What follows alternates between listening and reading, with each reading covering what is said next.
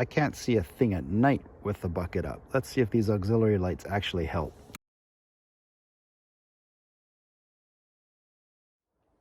Welcome back to part 2 of my 2-part video series on how to mount auxiliary lights on a 12-volt vehicle.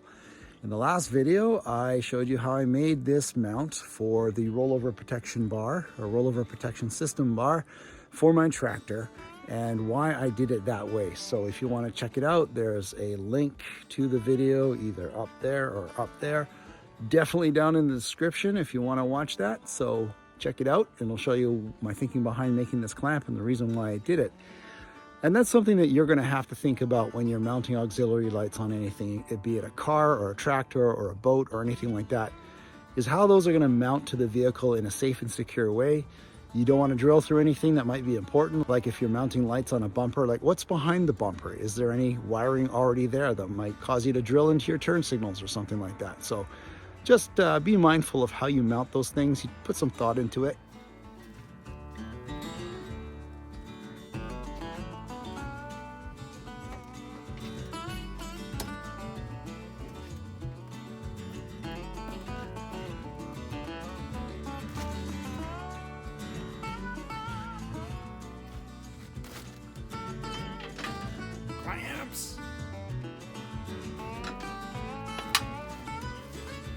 So I went to the dollar store and I picked up this shelf liner, which is actually a nice polyethylene material. It's a little bit like a thin wetsuit. And I am going to wrap the roll bar with this material and then put the clamp on it and clamp it all down. I think this will work fine.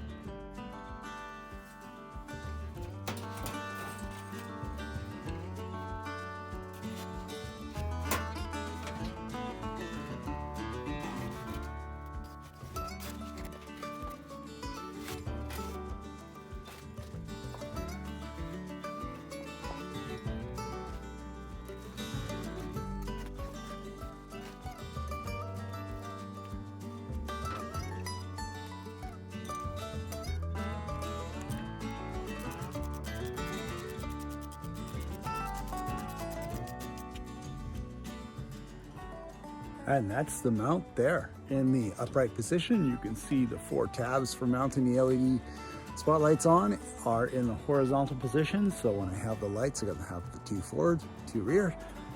And that's really, really tight. It's snug. And the soft material here is gonna prevent the bar from getting scratched, and it's gonna keep the light bar from moving back and forth.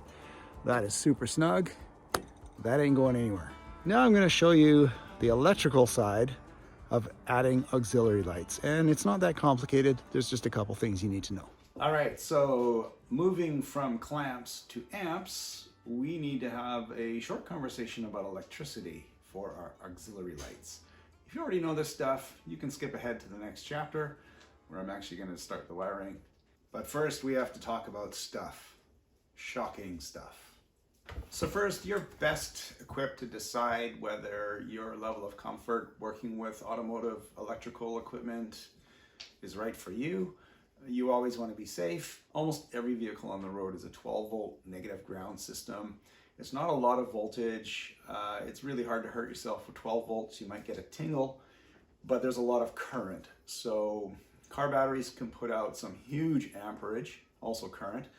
And if you short a battery out directly, you can cause a fire, serious burns. You could even cause the battery to explode. So you need to make sure that this stuff is right for you. So having said that, it's not scary. You just have to be careful and think through what it is you're about to do. So when you're wiring in any electrical equipment into your vehicle that could potentially draw a lot of current, it's a good idea to figure out what the maximum current draw is going to be. Things like stereos don't take a lot of current unless you're putting in an amp, but auxiliary lights can draw a lot of current, and you should probably figure out how much that's going to be. Just a quick explanation, there's 3 aspects to electricity that you should be aware of, but the one we're mostly concerned with is amps or current. There's voltage, there's resistance, and there's current or amps. We know we're dealing with a 12-volt system on most vehicles, so we don't have to worry about voltage at all. We're also not too worried about resistance, although that can come into play when you're drawing high amounts of current down a wire. Generally, the rule of thumb is The longer the wire, the thicker it should be, and that also depends on the distance you need to run it. If you're running a wire from the battery at the front of the vehicle to something at the very back of the vehicle, you need to be aware of the gauge of wire that you're using. Typically, 10 amps is what I would tend to be the maximum amount of current that I would want to draw through a wire. And that's about a 16 gauge wire. You can do that comfortably. Also, you want to bump up to the next size. So if you figure you're drawing about 8 amps of current through a wire, bump it up to 10 and look for the wire gauge that would be appropriate for that over the distance. There's a lot of good material on the internet. There's charts you could look up. Just do a search on Google for what size of wire do I need for 10 amps at 12 volts. And you can get a chart that shows you the recommended wire size that you should use. So like I said, I tend to want to limit each circuit to about 10 amps. That's pretty common in vehicles because that's around a 14 to 16 gauge wire. That's pretty much what most vehicles have already in. So you don't want to draw too much through that particular wire. So I'm going to run a new wire from the battery of my tractor to the lights, but through a switch. But before I do that, I need to be sure that I'm not going to draw too much current through that wire. And I'll show you how I can measure that and determine what size of wire I need for the length of wire I'm going to use. And you do that using something simple as a multimeter. And I'll show you what I've got here. I've got a few different ones that I can use. I've also have a DC current supply, which can simulate a 12 volt output from a battery. And I'll show you exactly how current works and how you can measure it with these things. So these are multimeters or voltmeters or ohm meters. They all have multiple functions, and typically they do all the same thing within a reasonable amount of accuracy, especially for the stuff that I need. I don't need super accurate. And these are relatively inexpensive. This one's a little different because it has a clamp amp meter on there. I can put it on a wire and see how much current is passing through the wire. This one is a really common one, very simple design. You can buy these particular ones at like, I don't know, AutoZone or Lordco or Napa or Princess Auto, whatever, Canadian Tire, for around 10 bucks on sale. They're pretty cheap. This is one I've just recently bought. It's Kawitz. I've never really heard the brand before, but I'm really impressed with it. It's got some nice functionality on it. Does everything I need it to do and more, and I'm really impressed with it so far. I'll put a link to it in the description if you guys are interested in having a look at it. Another thing that I have that you don't need is this. This is a DC power supply. It can supply up to 10 amps of current at up to 30 volts. I use it for my electronics projects, but I'm just going to use it to supply power for demonstration purposes. And this is my baking thermometer. I don't know how it got here. Ignore that one. So one thing to keep in mind when you're putting a circuit together is that not just the wire has to be rated for the current that you want to draw, but also the actual switches or relays that you want to use. This is a switch that I'm going to use to power the auxiliary lights. It's just going to go in the dashboard of the tractor. And you can see that it's rated to 20 amps at a maximum of 125 volts alternating current. The voltage doesn't matter so much in this application as long as it's higher than the 12 volts that I'm going to put through it. The important part is the amperage. That means this switch is capable of handling up to 20 amps through it without actually causing excessive heat or shorting out or even catching fire. So keep in mind that everything that you're going to be putting into your circuit, make sure it's rated for at least the amount of current plus a little bit for safety when you do put the circuit together. So this is the circuit that I'm installing into my tractor to run the auxiliary lights, and I am going to do that straight off of the battery. Most automotive systems are around 12 volts, but actually they go anywhere from about 11.5 up to around 14 for a healthy electrical system, and that's normal, but we just say 12 volts for argument's sake. I've got the 12 volt ground. I'm just going to use the ground symbol for that so I don't have to draw that wire. Now, I want my auxiliary lights to be able to turn on even when the engine's not running. I don't want to have to go get the key to start the tractor if I need some light for a short moment. I just want to flip that switch and have the area around the tractor illuminated. So I've got my switch that comes off the positive of the battery, and then they are connected to the lights. And then the lights also have a negative connection, which I show as ground. This is a very simple circuit. It's going to require two wires. And I know that the LED lights that I'm using are not going to draw more than the 20 amp maximum of the switch, nor are they going to draw more than the 10 amp maximum of the wire that I'm going to use. And I'll show you how I know that. Let's shine some light on the subject. I'm going to turn on my DC power supply. You can see it's set to close enough to 12 volts to not, oh, never mind, it's exactly 12 volts. This is an old school incandescent turn signal / brake light bulb that is found in cars around the world. I think it's an 1157. It could be an 1156, but I think that's just the single filament bulb. But it's great for demonstrating current. So on these lights, usually the shell on the outside is the ground, and there'll be two contacts here, and you'll see when I touch 12 volts to that, you'll see the light bulb illuminates. Notice at 12 volt, this filament is drawing 0.44 amps, just under half an amp. This would be the running light. So when you've got your headlights on, your tail light has a slight illumination to it. The other contact is the brake light. And you can see that is much brighter, and that draws over 2 amps of power. So already, when you think about it, if we were to use 2 of these bulbs in our circuit, we're drawing 4 amps of power. And if we wanted to use 4 of these or 8 of these, those are going to be multiples of 2 amps. You can see how very quickly with incandescent bulbs, we're going to reach our 10 amp limit for the circuit that we want to design. I'll show you in a moment how to test this with a multimeter. You can do exactly the same thing.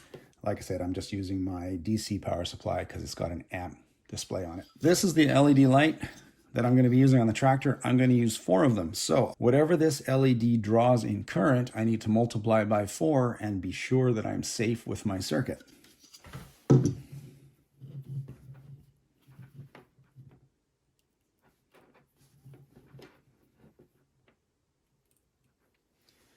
Okay, you can see the lights on. This very bright LED is only drawing just over 3/4 of an amp. So 4 of those are only going to draw about 3 amps of power. Plenty of headroom for the circuit that I want to use. Remember, the switch is 20 amps. The wire I'm going to use is good for at least 10 amps. I'm only going to have a maximum of 3 amps right now. This also allows me room for expansion. If I want to put another 4 lights on that bar that I've built, I'm only going to be up around 6 amps. I've got lots of headroom. Let me show you how to measure this stuff with a multimeter. The way to measure current draw with a multimeter is rearranging the probes. And most multimeters have the same function. So right now the probes are set for the common or ground and things like voltage, hertz, resistance, etc. You need to move the positive probe into the amperage plugs on the device. So this one is for milliamps if you're measuring small current consumption. And this one goes up to 10 amps if you're measuring larger, which is what we want.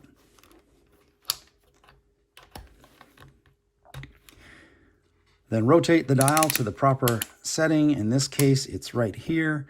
This is A for amperage. It's either DC or AC, or it can also measure frequency. That's just a function of the multimeter here. And I can see that it's set to DC. So I want to measure DC amperage. Take the positive lead from the multimeter and connect it to the positive of the power source. And then you have the 2 negatives. One is from the power supply and the other one is from the probe. And you just complete the circuit with the device that you're trying to measure. So you can see the running light function of this light bulb draws 0.44, almost 0.45 amps. And connecting it to the brake light filament, you can see that it's over 2 amps. And that's how you measure current using a multimeter.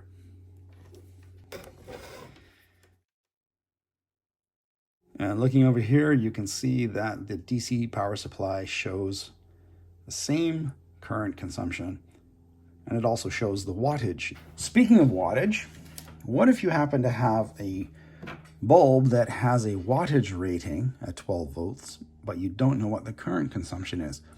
It's simple math. You divide the wattage by the voltage, and that will get you your current. So if you have a 25 watt light bulb and you're running at 12 volts, 12 goes into 25, just over 2, so you know that it's about 2 amps of consumption. just like we've seen on the multimeter and the DC power supply. And last, and possibly the most important thing for your circuit, for your auxiliary lights, is a fuse. This is an inline fuse holder. It's water resistant. You just close the cap. Do not ever wire anything into a vehicle without a fuse. Bad things can happen. I kid you not. It just takes a momentary short to ground and you could have a fire. A fuse will protect you from that. Make sure the fuse is rated for the current that you're going to draw. This one is a 10 amp, and that's exactly what I need. And this is going to go very close to the battery where I'm drawing the power for the circuit off of. So I got the ends put on the inline fuse. This one is going to go to the battery, and this one is going to plug into the switch or to a piece of wire that plugs into the switch, depending on how much length I've got. I'm using these bullet connectors. So there's a male and female version. And you always want to put the female version on the end that's always going to be live connected to the battery, because if you put the male end on there, there would be a risk of actually having that flop around and touch ground and cause a short, which of course is going to blow your fuse because you're using a fuse, right? But this way it's very unlikely that you'll be able to short that to ground by accident. And then the other wire is going to be connected to this end of the bullet terminal, and it's just going to plug in. And that gives me the option of unplugging it from the battery if I need to change the wiring or do anything with the wiring, or even change the battery. I'll put a link in the description to these toggle switches. They're really handy and easy to use. They come with pigtails that already have the terminals crimped on the end, and then you can just put the other end, whatever you need, on there. So there'll be one wire screwed on there and another wire screwed on there. And then that will be going into the dashboard of the tractor to complete the circuit when I flip the switch. All right, you've had a quick crash course in electronics. Well, current anyways. It's time to get this stuff built and wired into the tractor. So on my tractor, the battery is a fairly small one, and it's tucked in between the radiator and the steering column right in here. And what I'm going to do for my circuit for the auxiliary lights is I am going to just disconnect that 10 millimeter nut there, and I'm going to put a ring terminal wire on there off the inline fuse. And then I'm just going to run the wire underneath the tractor and up the rollover protection bar and mount my lights. There'll be a switch tucked in there somewhere. There's nothing about this that's terrifying at all. I'm about to drill a hole in the dashboard of my 2022 Mahindra tractor.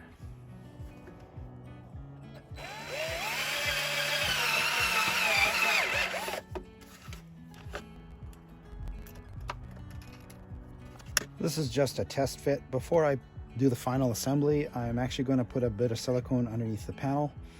And these types of switches come with a rubber-proof sock that goes over there, and it seals against the threads, so it can get wet and I don't have to worry about it shorting out. So one of the challenges of putting an auxiliary circuit into a vehicle is, how do you route the wiring?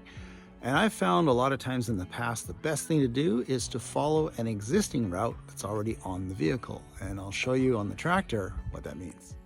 So on something like a tractor, one thing you got to be careful about is there's a lot of moving parts under here. Like that's the transaxle cooling fan, which is obviously going to be spinning.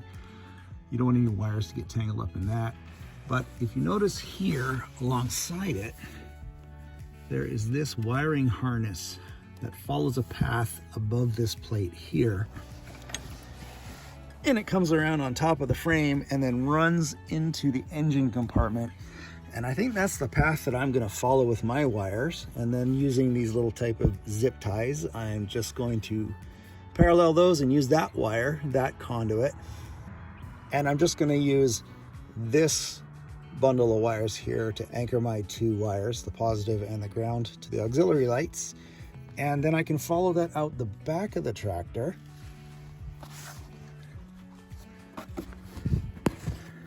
Which comes up through here and along and under the cowling and out right here. So I'm going to run the wires from the top of the bar.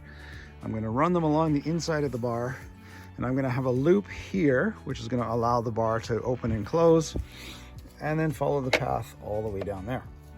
All right, it's really close now, and I'll show you what I've done. I spared you a lot of boring stuff, and I'll just give you a quick tour of where I'm at with hooking those lights up. So I've got the switch mounted on the dashboard. The fuse is not in there right now, so there's no power. I don't want to chance shorting anything out while I'm running these wires. I've got the wires all done under the dashboard. The fuse block for the auxiliary lights is all connected.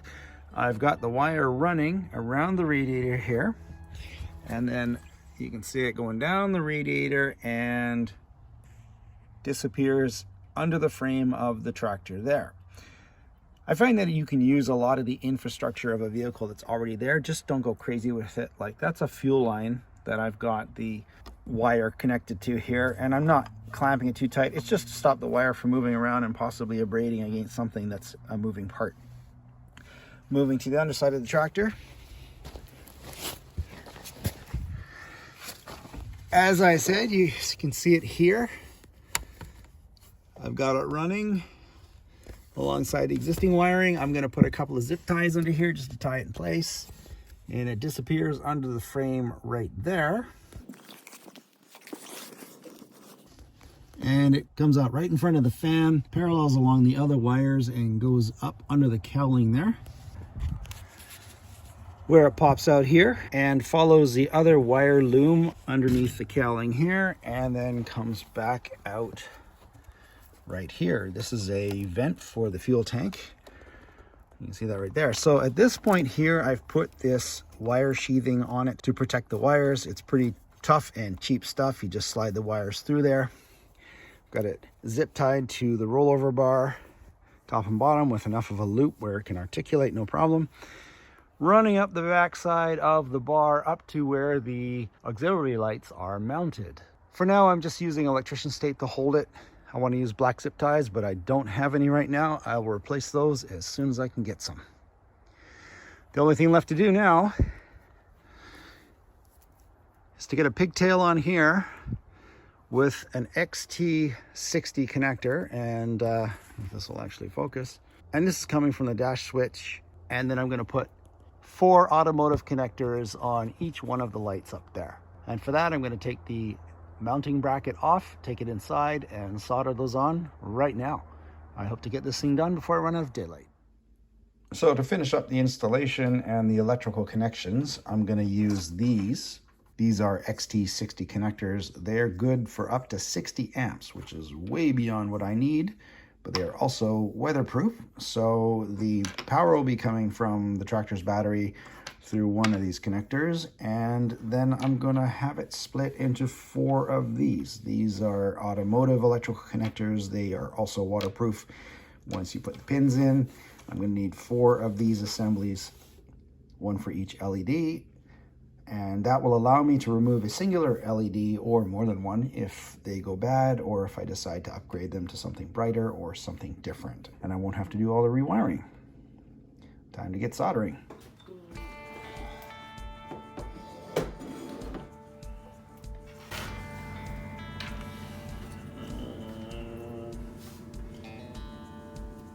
Female on that, male on that.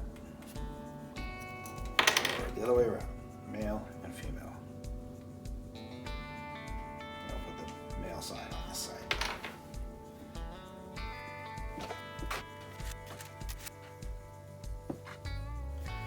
These are little silicone gaskets that get pushed into the back of the plug when the wire is inserted, and it creates a seal back there so water can't get in there.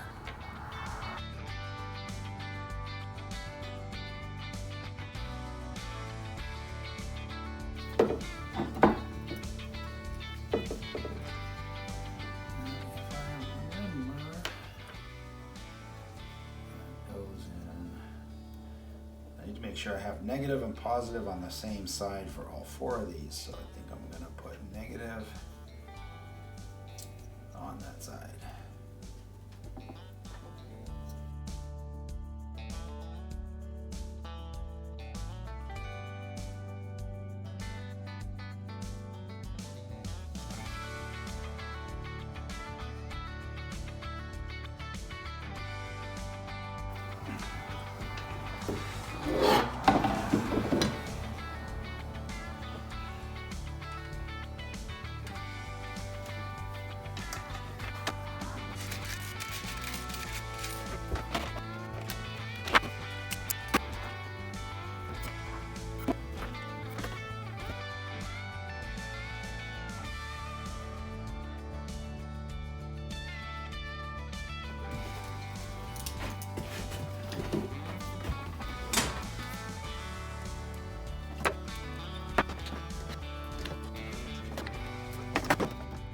And there's the final product. I've got the main power connector here, which splits off to 4 waterproof automotive connectors carrying power to each one of the 4 LED lights.